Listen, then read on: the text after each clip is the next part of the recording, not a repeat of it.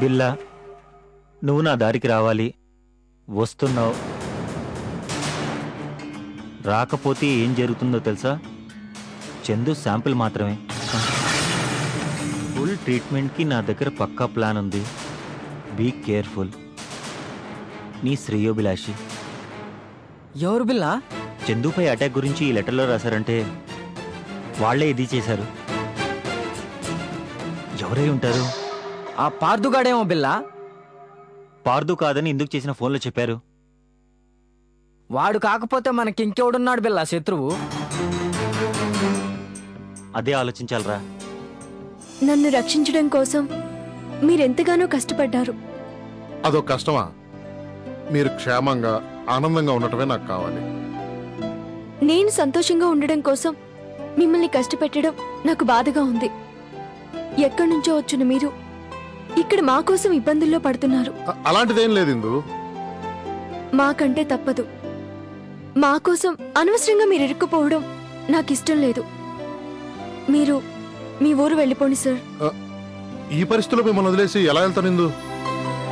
ఆ పార్థిగాడు కాకుండా ఇప్పుడు మరో శత్రువు నన్ను వెంటాడుతుంది.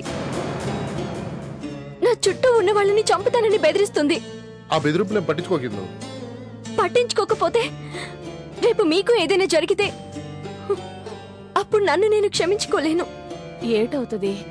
ఏమో, తెలిసొక శత్రువు, తెలియక మరో శత్రువు కంటికి కనిపించకుండా దారుణంగా దాడి చేస్తుంటే నేను బలం అనుకునే మీరే నా బలహీనత అయి ఒక్కొక్కరు దూరం అవ్వకముందే మీరంతా వెళ్ళిపోండి ప్లీజ్ సార్. నేను ఇక్కడ ఉండటం మీకు ఇష్టం లేనట్టుంది. అలా అయితే వెళ్ళిపోతానులేండి. అయ్యో అదేం లేదన్నయ్యా.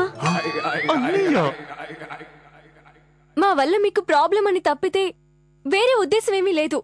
మీరు మాతో ఉంటే మాకు ధైర్యంగా ఉంటుందన్నయ్యా. చందు, ఇప్పుడు ఈ ఇంటికో మగదిక్క అవసరం. పెద్దన్నేలా మీరు తోడుంటే వీళ్ళకి ఏ భయమో ఉండదు. మీరు కూడానా? మీ బాబుని కష్టపడి బ్రతికిస్తే ఇదా కృతజ్ఞత? నా భయం మీకు చెప్పాను. అయినా మీరుంటే మాకు నిజంగానే ధైర్యంగా ఉంటుంది. తప్పకుండా ఉంటాను ఇందు. అన్నయ్య అంటే అన్నయ్య. అవ్వా అవ్వా, ఇలా పిలిస్తే ఎలా ఉంటాను? చందుకు బ్రెయిన్ డ్యామేజ్ అయినట్టుంది. లేకపోతే నేనన్నయ్య ఏంటి? ఆ రవణమ్మ కూడా బుద్ధి లేదు. ఇందుకు నేను అన్నయ్య అయిపోతే నా బ్రతుక్కి అర్థం లేదు. ఇంకా నయ్యం, ఇందు నన్ను అన్నయ్య అని పిలవలేదు. పిలుచుంటే ఈ పారి టీ కప్పులో విషం పోసుకుని తాగి చచ్చుండేవాడిని.